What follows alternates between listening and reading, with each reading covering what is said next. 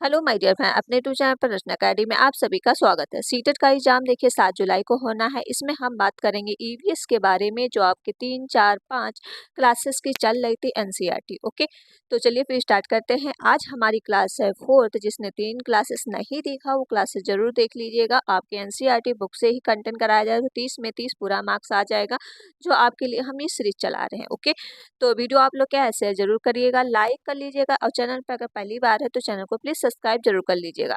देखिए, इसमें हम बात करेंगे, कल मैंने यहाँ से बात किया था, यहाँ पे मैंने खत्म किया था कौन कहाँ से क्या लाया। ठीक है, तो ये मैंने कल की वीडियो में करा दिया था। आज की वीडियो में हम पढ़ेंगे पौधे का भाग जिसे हम खाते हैं। यहाँ से एक क्वेश्चन पूछा जाता, कभी कभी 2 क्वेश्चन पूछ ले जाते, कभी तना, पत्ती, जड़, ये पूछ ले जाता कौन क्या है। ठीक, तो अगर आपको पता होगा तभी आप वहाँ आंसर दे पाएंगे। जैसे जड़, जड़ में आप क्या खाते हैं? मूली, गाजर, चुकंदर और टेकप्यो, ये कहाँ? शकरकंद, ये जड़ के अंतर्गत आते हैं। तना में जो भूमि के नीचे पाए जाते हैं, जैसे आलू हो जाएगा, प्याज हो जाएगा, अदरक, ये सब क्या होते? तना होते हैं। पत्ती के अंदर आप क्या खाते हैं? धनिया का पत्ता आप खाते हैं, पत्ता गोभी खाते हैं, अरबी, पालक, करी पत्ता खाते हैं। बीज के अंतर्गत क्या आता है? बीज में देखिए आप जो खाते हैं चना, बाजरा, सरसों, गेहूं, धान। सरसों का क्या निकलता है? ऑयल निकलता है। फूल में आप क्या खाते हैं? सहजन। सहजन का कहाँ खाया जाता है? जो पकौड़े बना के बहुत ज्यादा फेमस है, ये महाराष्ट्र में खाया जाता है। केला के फूल और कचनार, कचनार की जो है पकौड़ी बनती है। फली क्या है? फली जैसे मटर, जो ठंडियों में बहुत ज्यादा होती है, वो फली खाई जाती है। अब हम बात कर लेते हैं नेक्स्ट पॉइंट की। नेक्स्ट पॉइंट हो जाएगा पादपों में परिस्थितिकी अनकलन। अनकलन क्या होता है? जैसे जलोदभिद, ये जल के अंदर जो पाए जाते हैं, जल में ही पाए जाते हैं। इस जैसे कमल हो जाएगा। और जलकुंभी, जलकुंभी किसको आतंकवाद बोला गया है? तो बंगाल की वो जो है उसको आतंकवाद बोला गया, क्योंकि जलकुंभी जो जलों में पूरा सबके घेर लेती है। जैसे ये पौधे बहुत अधिक जल वाले स्थान पर पाए जाते हैं। ये पौधे पूरी तरह से, इनकी जड़ें, प्रकंद आदि जल से डूबे हुए रहते हैं। जल में डूबे रहने के प्रकंद प्रकाश के कारण ये पौधे पतले और कोमल होते हैं। आपने देखा होगा कमल का फूल बहुत ही नाजुक है, इसका तना बहुत ही पतला होता है। अब हम बात कर लेते हैं नेक्स्ट पॉइंट की। समोभित का होता है, तो इस पे बात कर लेते हैं। ये पौधे सामान्य स्थानों पर उगते हैं, जहाँ की मिट्टी ना तो अधिक शुष्क और ना ही बिल्कुल नमी वाली होती है। इन पौधों को मिट्टी में ऑक्सीजन व खनिज लवण पर्याप्त मात्रा में मिलते हैं। स्थलीय पौधे में पौधे सबसे अधिक पाए जाते हैं। इसके अंतर्गत वन, बाग और बगीचे, खेत आदि उगने वाले सभी सामान्य पेड़ होते हैं। ओके, नेक्स्ट पॉइंट हम बात करते हैं जैसे मरुद्भिद। मरुद्भिद क्या होता है? जैसे नागफनी, खेजड़ी और खजूर, ये बहुत ही मतलब मरुस्थलीय स्थानों पे पाए जाते हैं। ओके, जैसे ये पौधे मरुस्थलीय पौधे भी कहते हैं। ये मृदा या सॉइल, पानी की कमी होती है, तापमान अधिक होता है, जिससे मरुस्थल आदि ऐसे स्थानों पर ये पौधे जो है पाए जाते हैं। जैसे रेगिस्तान, रेगिस्तान में पानी की कमी होती है, तो खेजड़ी का वृक्ष क्या पाया जाता है? ओके, ये पानी की इनको ज्यादा जरूरत नहीं पड़ती है। नेक्स्ट पॉइंट हो जाएगा, नेक्स्ट पॉइंट है लवण। ल- ल- लवण मैंग्रोव। तो मैंग्रोव क्या है? तो इसमें हम बात कर लेते हैं, जिस मिट्टी में सोडियम क्लोराइड, मैग्नीशियम सल्फेट तथा मैग्नीशियम क्लोराइड की अधिकता होती है, वह लवणी यानी खारी मिट्टी कहलाती है, तथा ऐसी मृदा में उगने वाले पौधे लवणीभूत पौधे कहते हैं। इन स्थानों पर जल की उपस्थित होने पर भी पौधे मृदा के जल को अवशोषित नहीं कर पाते हैं। ओके, तो याद रखिएगा।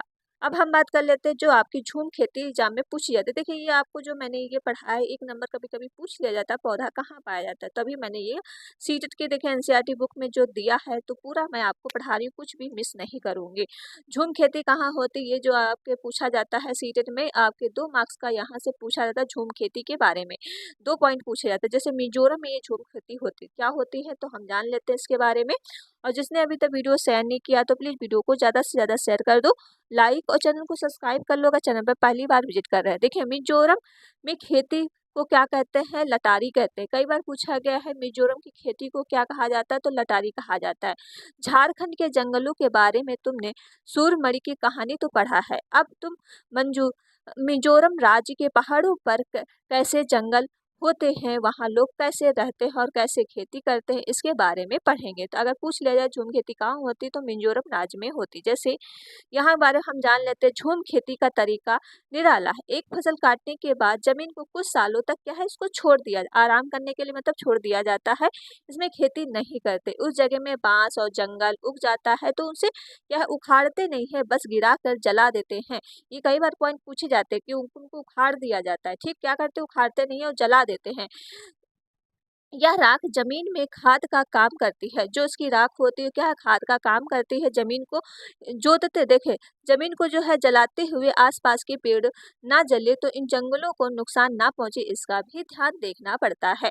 फिर भी इस जमीन में खेती बाड़ी आती है तो जमीन को क्या है जोता नहीं जाता है, मिट्टी को हल्के हल्के हिलाकर छिड़क देते हैं। जैसे मिट्टी को अंदर से गहरी तरह से नहीं जोता जाता, बस हल्का हल्का हिलाते हैं।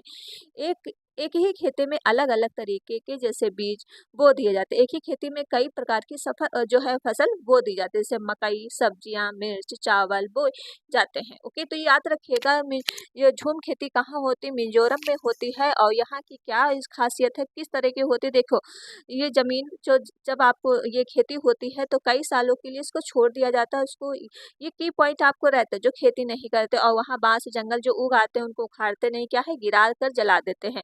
और जो उसकी राख होती है जमीन के खाद में प्रयोग होते हैं। और आसपास जो है पेड़ों को ध्यान में भी रखते हैं और जमीन को क्या है खेती के बारी में इसे जोता नहीं जाता है, हल्के से हिलाकर इसको छिड़क देते हैं। तो ये याद रखिएगा, यहाँ से क्वेश्चन पूछा जाता है इसीलिए मैंने इसको रिपीट कर दिया है। देखिए, फसल के समय अनचाही घास और पौधे उखाड़ते नहीं, उन्हें गिरा देते ताकि जमीन की मिट्टी में मिल जाए। इससे जमीन उपजाऊ बनती है और किसी भी परिवार में किसी कारण खेती का काम पिछड़ जाता है तो दूसरे लोग भी मदद के लिए आ जाते हैं। बस उस परिवार के उन्हें खाना खाना खिलाना पड़ता है। मुख्य फसल चावल की ही होती है। फसल तैयार होने पर उसे घर ले जाना पीठ पे तोड़ और मेहनत का काम है।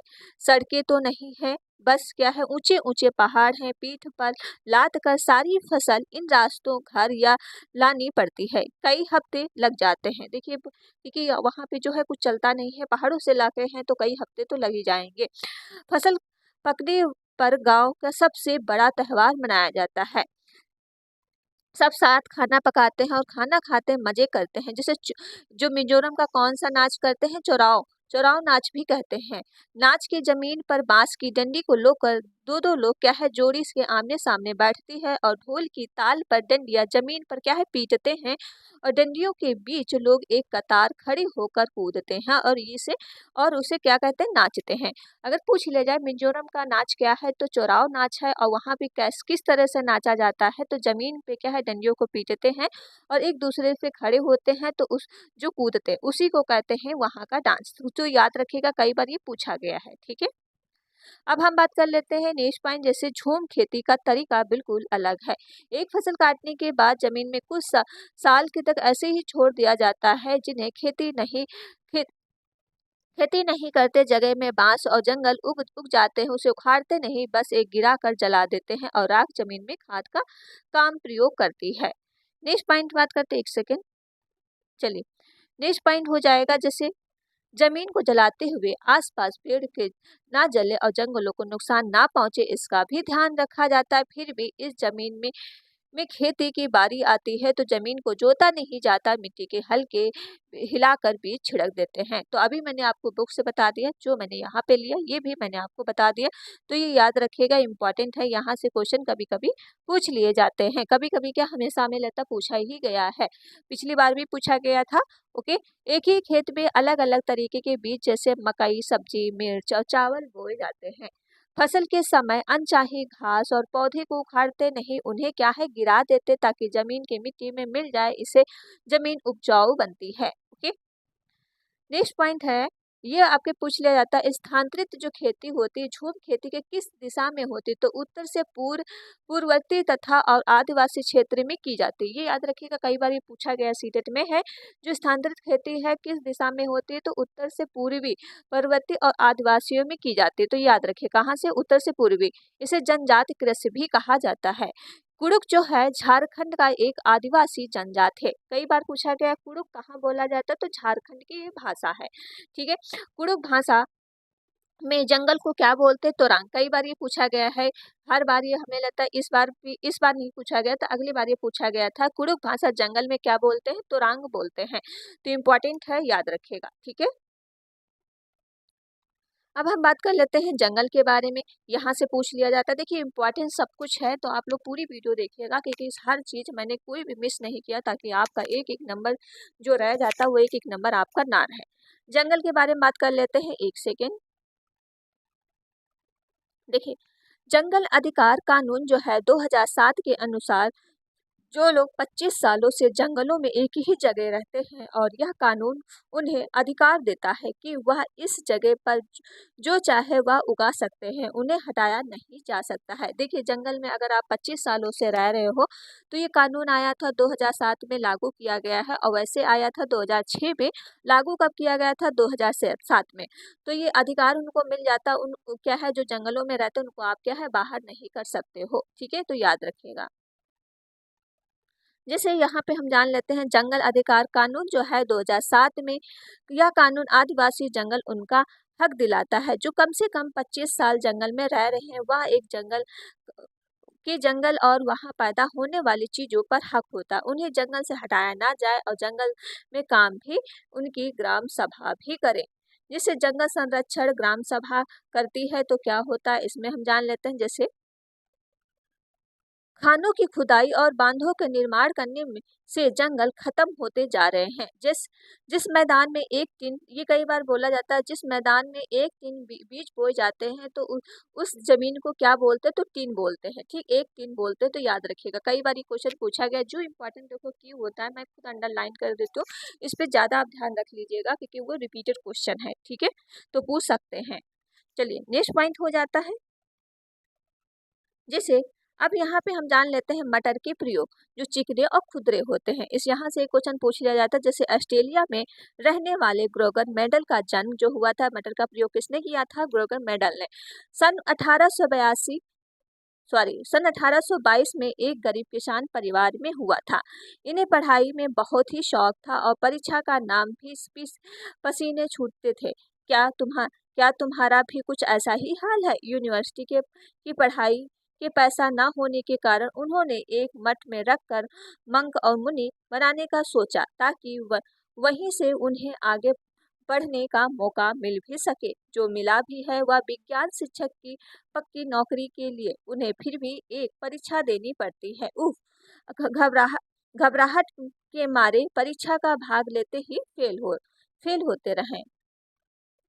खैर, उन्होंने विज्ञान के प्रयोग करना नहीं छोड़ा। 7 साल का मठ में बगीचे में 28,000 पौधे बारीकी से कई प्रयोग किए, ढेरों आंकड़े इकट्ठे किए, और एक नई बात खोज निकाली। ऐसी बात जो एक समय विज्ञानिक को समझ ही नहीं आई थी, और मेडल ने मरने मरने के कई साल बाद वे समझ पाए कि जब कुछ लोगों ने ये प्रयोग किए और पाया कि मेडल ने इस पर पहले ही लिखा था। ठीक है, तो याद रखिएगा। देखिए जो गागर मेंडल है किस पे प्रयोग किया था? मटर के पौधों पे। कितने मटर के पौधों पे प्रयोग किया था? 28,000 पौधों पे। ठीक है, तो इम्पोर्टेंट है। नेक्स्ट पॉइंट करते हैं।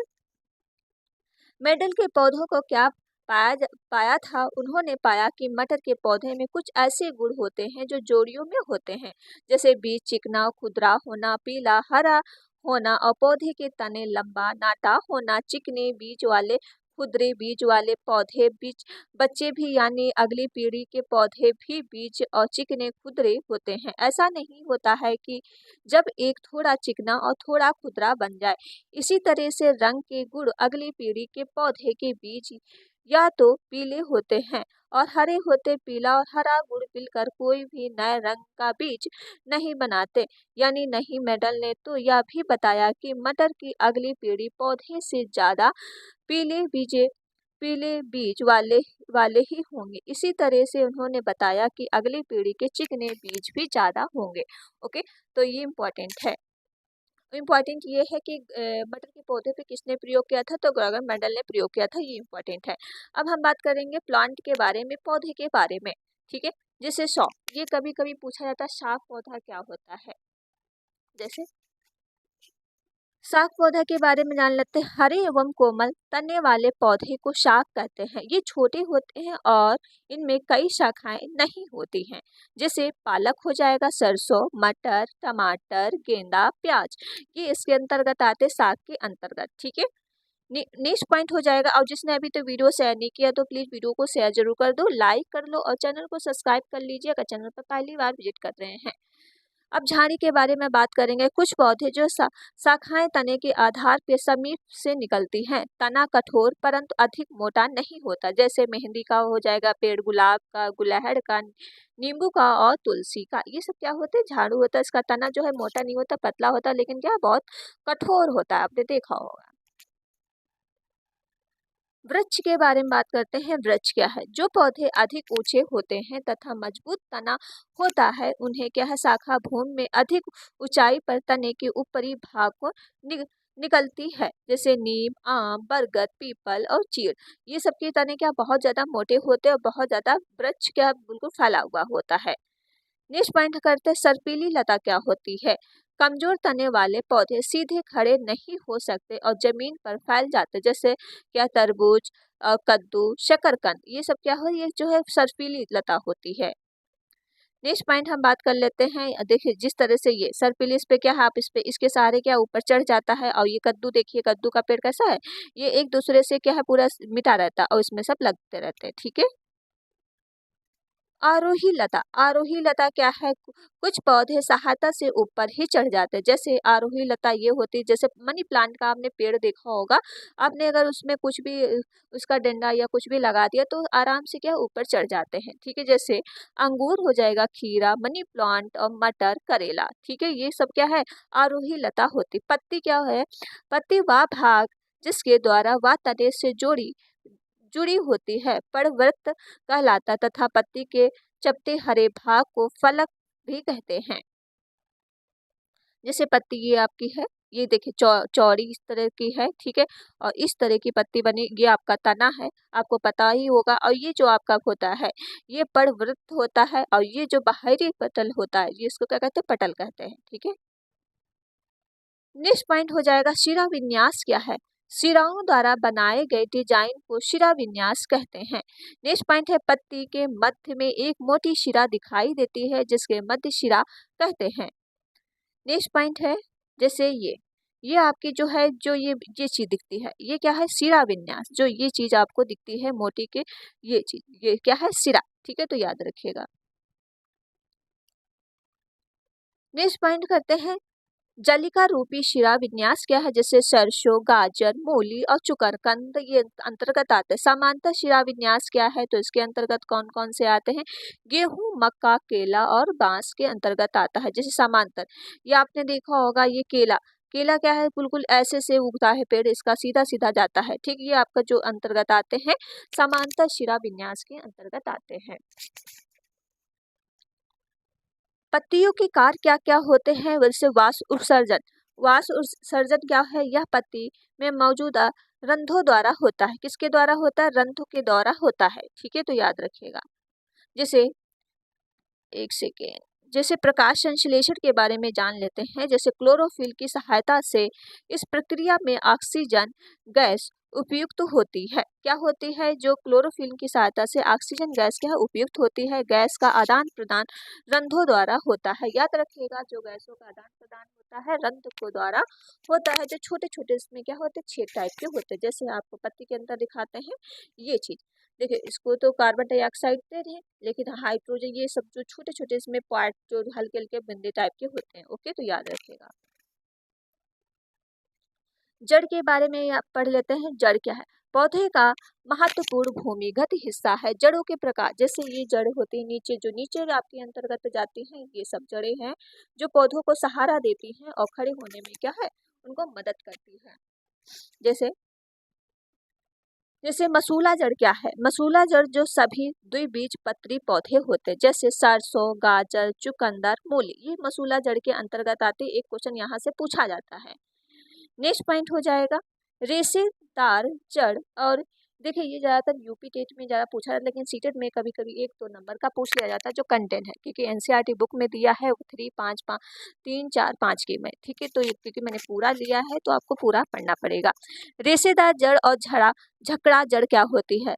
सभी एक बीजपत्री पौधे होते हैं, जैसे चावल, गेहूँ, मक्का, गेंदा, केला, इनकी आपने नीचे जड़ी देखी होगी, बहुत ज़्यादा इस तरह की जड़ी होंगी जो बहुत झकड़ा जड़ है। क्या है? एक सिरे से निकला होता है, इतने बहुत ज़्यादा जड़ें इसमें होती हैं, ठीक है? तो याद रखिएगा। नेक्स्ट पॉइंट हो जाएगा जड़ों का कार्य क्या होता है? कुछ जड़ें भोजन में संग्रहित करती हैं जिन्हें हम खाते हैं, जैसे गाजर खाते हैं, मूली खाते, शकरकंद और शलजम और टेपियो खाते हैं, ओके? नेक्स्ट पॉइंट जड़ी मिट्टी से जल तथा खनिज अवशोषित भी करती हैं। तो याद रखिएगा जो जड़ें मिट्टी से जल तथा खनिज को क्या करती अवशोषित करती हैं, पौधों को भी सहारा प्रदान करती हैं, ठीक है? नेक्स्ट पॉइंट है जिन पौधों के पत्ते समांतर शिराविन्यास वाले होते हैं उन्हें जड़ रेशेदार होती है। जिन पौधों के पत्ते जलिका रूपी शिराविन्यास वाले होते हैं उनकी जड़ें मसूला जड़ होती है, ओके? इंपॉर्टेंट है।